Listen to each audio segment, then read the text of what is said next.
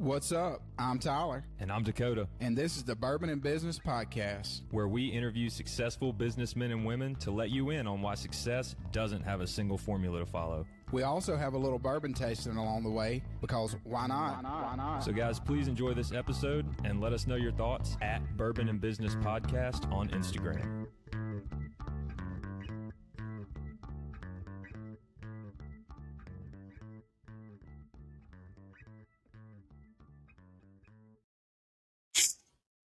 Coming to you from the Bourbon and Business Studio here at the AC Hotel in Ridgeland, Mississippi. I'm Tyler. And I'm Dakota. And this is the Bourbon and Business Podcast. I had to pause for dramatic effect. Okay, well, I thought you were glitching for a second there, like you weren't in the room right next to me. I have been mistaken for AI before because I hallucinate very often. Well, you want to tell our listeners about the beautiful view we have here at the AC Hotel? Absolutely. We are in a office suite space here at the AC Hotel in Ridgeland, Mississippi. It's the premier hotel in Ridgeland, in the whole state, really. Maybe in the U.S. You should come check it out and see for yourself. If you've got family in town, if you've got a business event, if you just got a regular event, if you've got a birthday party and you want to come throw a party at the AC Hotel, this is the space to do it, man. Mm-hmm. They've got everything. Yeah, but if you're throwing a party, you should probably call them beforehand and not just show up here. Do not show up and throw a party. You must have permission to have said party. That is correct. Well, you want to introduce our guest to us? I do. Today we have special guest Austin Brittenham, co-founder of Second Chair. Austin, welcome. Hey, glad to be here. Glad to have you. And then what are we sipping on, Dakota? We are sipping on Holladay, spelled Holladay. I'm assuming it's like a last name, maybe. It's a soft red wheat. It's bottled in bond, a Missouri straight bourbon whiskey. And what are your thoughts? So it's a two-sipper. So you get the first sip, kind of overwhelmed me a little bit. Second, you describe me as a two-sipper too? That sentence would never come out. I don't even know what that means. Okay, but, cool. Like you meet somebody and then you need to meet them again. You're like, okay, yeah, that could be better this time. That could be taken way out of context. Fair enough. Anyways, it's okay. I'm gonna be honest with you, not my favorite. It was bottled in September of 2024. Okay, which is kind of cool to think about, like what events were going on in September 24, right? And like this was bottled at that time. Oh wow. So maybe it wasn't great, and that's why it's not the best taste. Yeah, it may have something to do with it, but not my favorite. But you know, everybody has a different taste. So there's some people that will love this bottle. But for me, I'm gonna rate it at a 5.5. Wow. And what's the it's 100%. Yeah. You know what we paid for the bottle? That was like $50. $50. Mm-hmm. So, you know, I mean, like I said, pick it up, try it for yourself to see what you think. Don't go off what I say. But I'm going with a 5.5 for it. And if you want a bottle of this, and you say, hey, I want some 5.5 bourbon, then you can get it at Cheers Vineyard in Gluckstadt. But they also have the 10.0 bourbons that we point out all the time too. And any other type of liquor that you can think about, Cheers Vineyard is the premier space to get your bourbon and whatever liquors you're looking for here in Gluckstadt, Mississippi. I mean, honestly, like you walk in and it just feels like premier. You know what I mean? Like they've got great floors, they've got open ceilings, it's bright, it's fun, it's a great atmosphere, good music. It's just awesome. So, but they got what you're looking for there, and we appreciate their sponsorship. So, Austin, we appreciate you coming on today. We like to always start this. Just tell our listeners where you're from and then how you got to the point of founding Second Chair.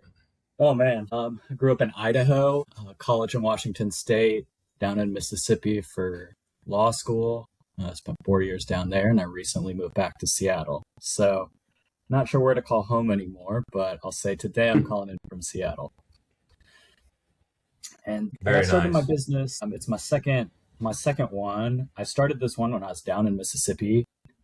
And I was in law school when ChatGPT came out. I'd been following ChatGPT before that. I was in software, and when the big tool came out and everybody really started touching it, I was thinking, like, how could this be useful for lawyers? What would lawyers need? So I called up some of my buddies and we started building. So what exactly does Second Chair do? Sure. We make software tools for lawyers. Primarily, we think about AI and how that can make lawyers' lives better. But whether, it's an AI tool that the lawyers use or their clients use, whether We even describe it as AI, just kind of depends on what we're building. All of our tools are designed to help lawyers do more work, whether that's save time, whether it's roll out new services, whether it's new revenue. Our purpose is to take off the load that comes with learning the new software, make it easy so that lawyers who are otherwise busy can just roll it out. So talk to our listeners a little bit, because it's kind of been a hot topic with AI in the world of law. We've heard some nightmare stories of Kim Kardashian. Yeah, that's not where I was going with that. But ChatGPT made her fail law school. Okay. Well, what I was going to say is we've heard of ChatGPT or whatever AI you're using having exaggerating and basically making up cases and hallucinating. Hallucinating. There we go. Making up cases and then, it gets submitted to a judge, and evidently judges read, thankfully they read what they're looking at and realize this is not a case. Tell our listeners a little bit about the landscape there and what's going on with all that. Sure. I mean, the first case that was publicly known, I still think it's the first one in the United States, was a case called MATA, M-A-T-A, over in New York. That was in 2023, I believe. Might have been 22. I think it was 23. Since then, we just crossed the 1,000 threshold in the US. So over 1,000 lawyers have gotten in trouble because of their use of AI. Nearly always, it's what you described. They're whatever tool they're using makes up a case. We call that a hallucination, right? It cites to something that doesn't exist. In a smaller number, it's, other kinds of errors that can come from using these tools. And then, somebody doesn't catch it. Often it's at least on the books. Lawyers are saying, it's my paralegal, it's my associate, my, junior associate, some younger or not the attorney, but they still, of course, have to own the mistake. There's also times when the attorneys are like, yeah, it really was me. I'm thinking about, there's one, I think it was Louisiana or Alabama, where it's a story we can be sympathetic to. Like, the lawyers put on a case. There's a medical emergency. He's trying to work from the hospital. He trusts this AI tool. It's from sort of the usual technology providers that lawyers use. I think it was Lexis in this case. He asks it a question. It looks pretty good. He doesn't deep dive it. He files it with the court, and it's game over. So, our intention has always been to ground the AI in the materials. So you can give it more context, or you can sort of give it a universe or a library of materials that it then pulls out of. It increases its accuracy. It decreases how often it's going to hallucinate. But nonetheless, whether they're tools designed for lawyers or just the tools everybody knows about, like ChatGPT, we're seeing these hallucinations sort of hitting lawyers in every tool that they're using. How many products or tools does Second Chair have? Yeah, so we've got 2 that we've built.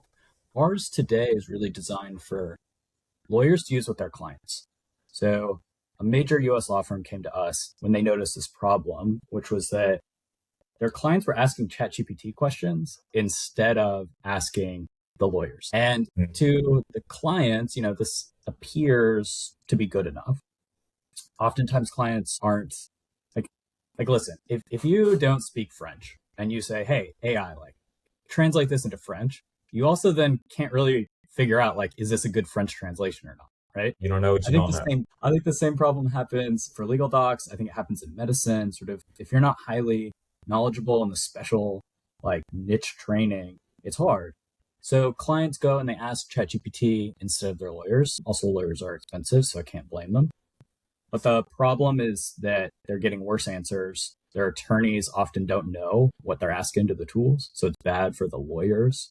And it's bad for the clients, because even if they're getting good advice, it's not protected by attorney-client privilege. So the problem is that, opposing counsel can issue discovery. It can be subpoenaed by a prosecutor, whatever it might be.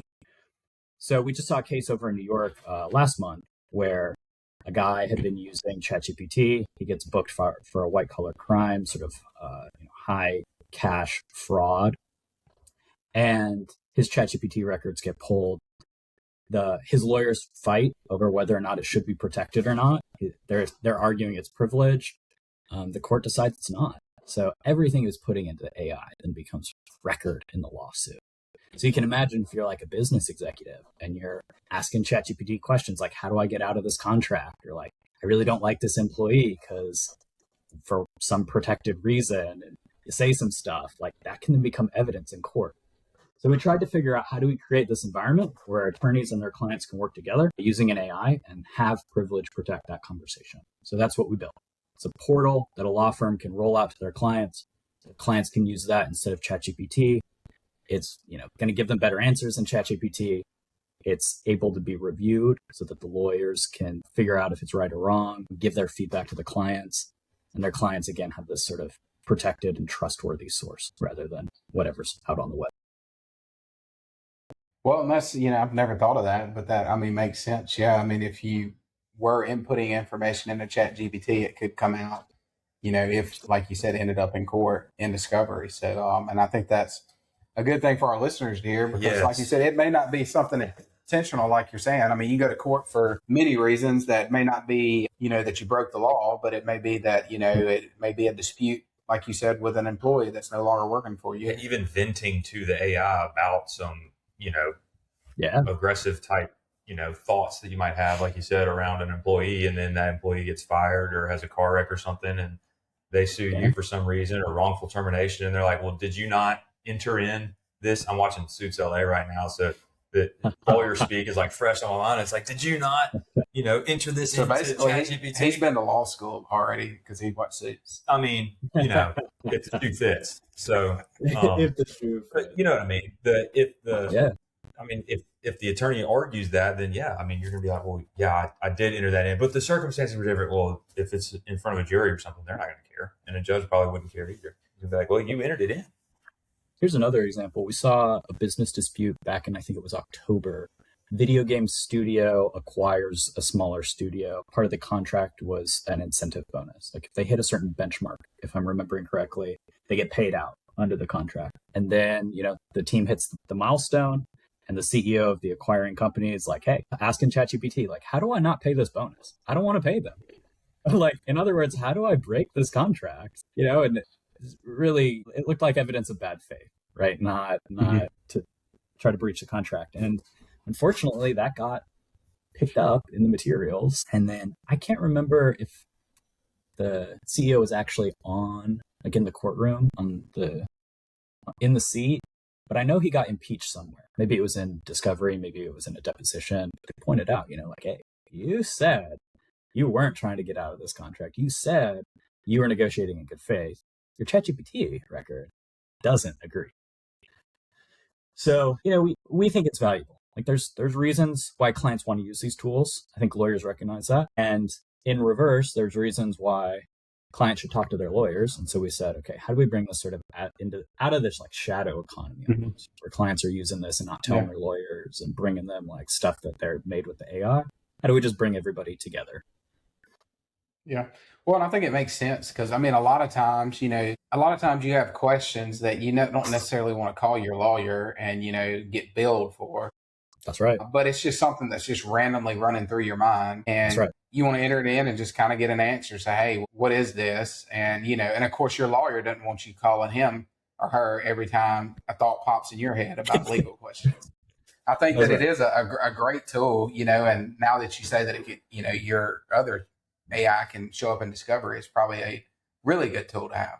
That's what we tell ourselves. That's what we tell our clients. Yeah. I'll say, so we sell to lawyers and then lawyers, of course, use it with their clients. We get stories from the clients where they say things like, I wanted to ask these questions and I didn't want to get billed for it. And so I use the AI to kind of build up my knowledge, get to a place where I feel like I really know what I'm trying to ask my lawyer and then ask the lawyer. Or, in reverse, like the lawyers are seeing what their clients are doing with the tool and it gives them a chance to say, hey, I can help with that.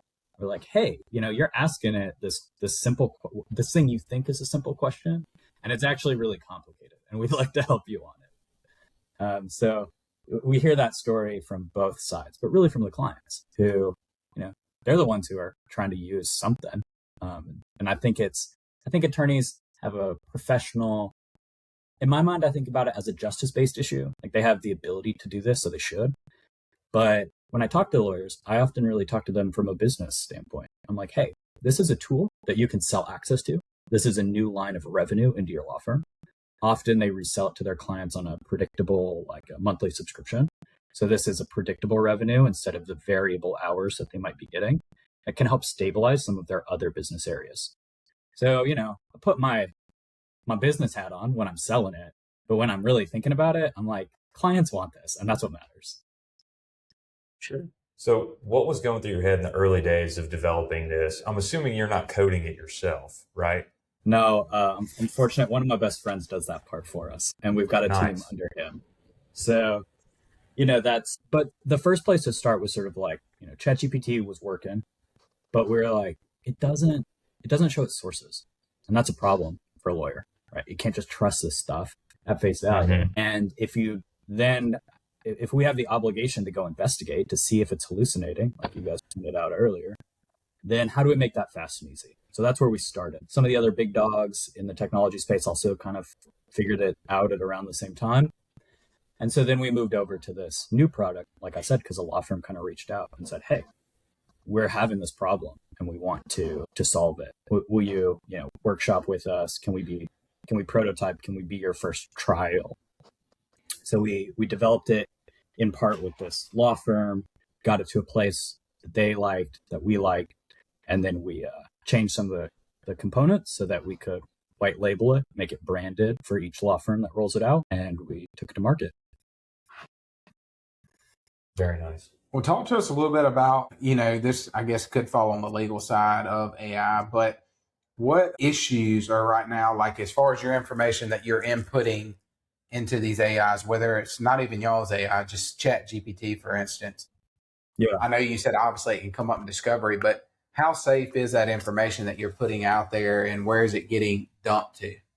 Great question. I would say depends on this is such a lawyerly answer. I'm sorry. Depends on the data, depends on the tool, and it depends on which plans you have. So I'll try to briefly talk about each of those. Some data, no matter what, you shouldn't be putting it into a tool. So my lawyer brain's thinking like a trade secret, right? Like whatever Coca-Cola's secret recipe is, like they should not be putting that into any of the AI models, period. Just so see an employee being like, why is the recipe XYZ? So trade secrets, there's certain things that you have to do to keep them trade secret. We haven't seen a court case or a ruling about whether or not AI messes up the protection, but I would recommend to anybody, keep that stuff out of your AI tool.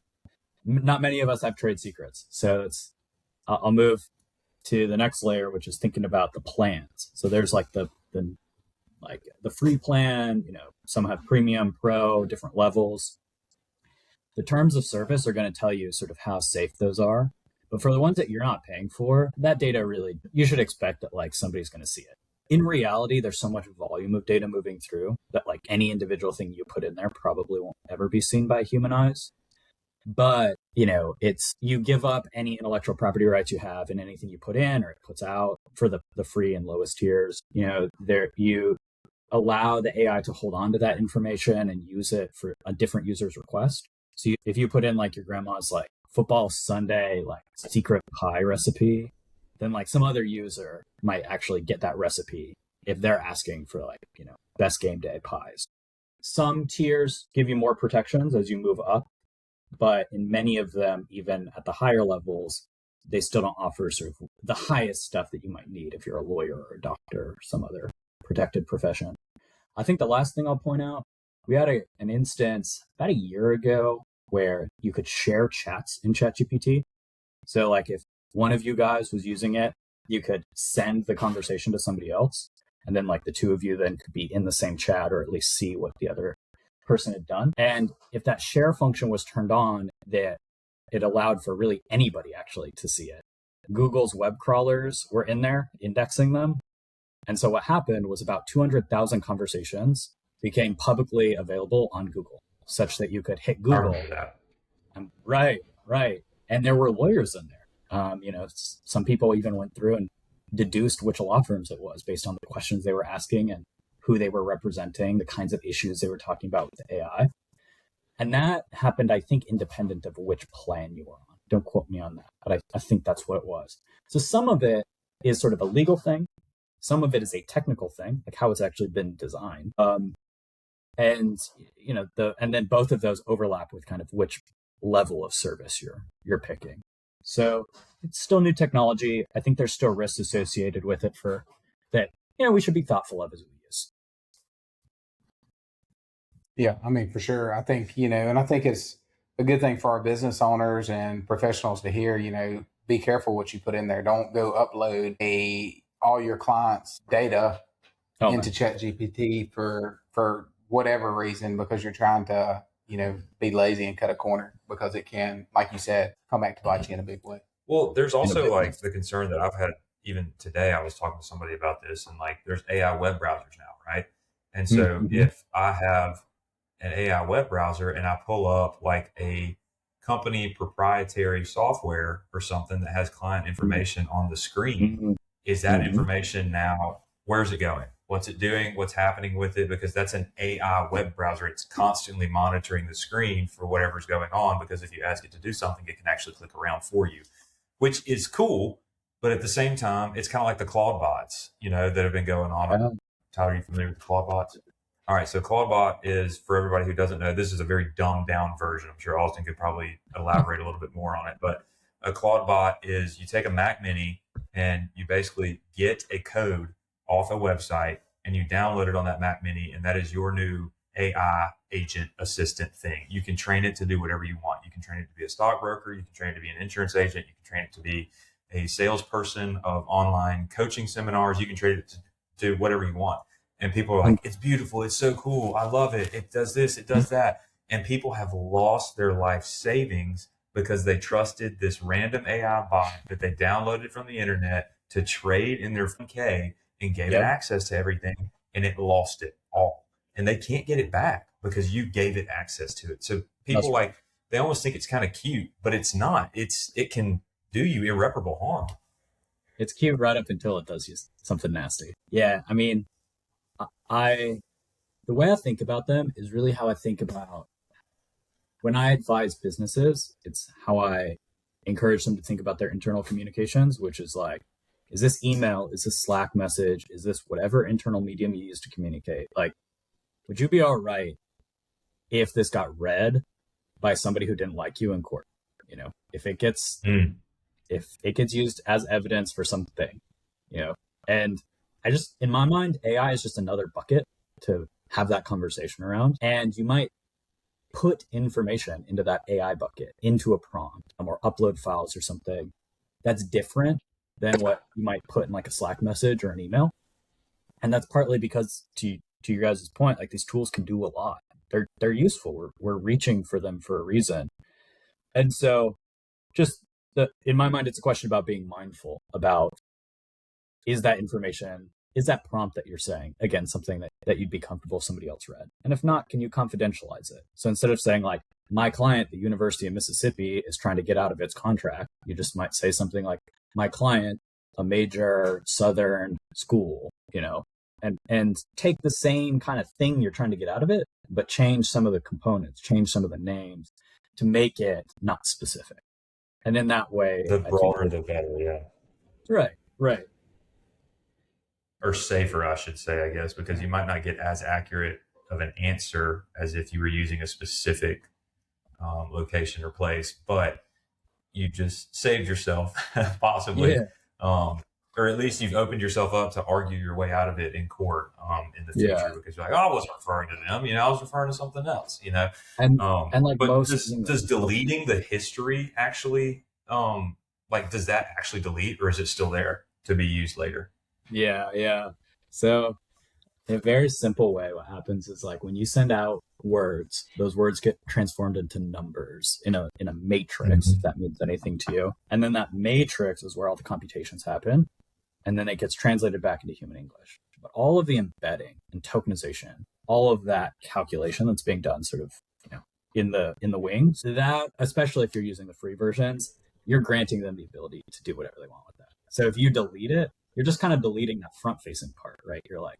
You're deleting your machine, your profile's account of that conversation, but all the data that you passed off, that's already moved into other systems. So again, in the free accounts, and it kind of depends which tool and what level of account you have for how different protections you get under their terms of use, privacy policies. I'd say go read them. There's just so much to think about with this. Well, tell our listeners a little bit about, because I know, obviously there are a lot of people out there that, maybe can't afford attorneys. Absolutely. And how does this help people have more access to justice and actually getting actual legal help that maybe they couldn't afford, to retain an attorney? I love that question. Oftentimes when we roll it out with a law firm, that law firm is either reselling it to their clients pretty cheap because it's not really them, really, right? It's like this more sophisticated or higher confidence AI, but nonetheless it's an AI. Or they're giving it away for free to their clients because what they want is those private conversations that think of it this way. They've lost this money because their client's going to go ask it to ChatGPT. So it's not money into their law firm. So if they give it away as a loss leader, at least it's a way for them to see the nature of those conversations and potentially get new business out of it. So they're either giving it away for free or they're giving it away at low cost. Some of them are reselling it something more like, maybe $100 a month, $500 a month, which is still cheaper than most lawyers are. For unlimited usage, you might get a whole lot of use out of that versus what you might get out of your lawyer for, $100 or $500. Those hours can build up fast. So for the law firms that we're rolling them out to, it's a lower cost way for someone to access the law firm, which helps build the relationship before they move up to the more, substantive engagements, which creates an ability for folks who maybe can't pay for a $10,000 retainer up front to at least get something to get them going, figure out what they need, and then engage the attorney when they're ready. Nice. Yeah, great. Well, Dakota, you want to give us your thoughts on the bourbon? Yep. Holladay, Missouri, straight bourbon whiskey. Not great, Tyler. I'm not going to lie. I took a couple sips of it. Wasn't my favorite. Not kind of no flavor to me. It was just the burn. It was a good burn, and I liked that part, which saved the score for me. So I'm going to land at a 6.0. 6.0. Yeah. Well, we're going to land at a 5.8. How does that sound? It's not an average, but it'll do. We'll go for it. So 5.8 on that. If you want a bottle of it, go to Cheers Vineyard in Gluckstadt. And Austin, we appreciate you coming on today.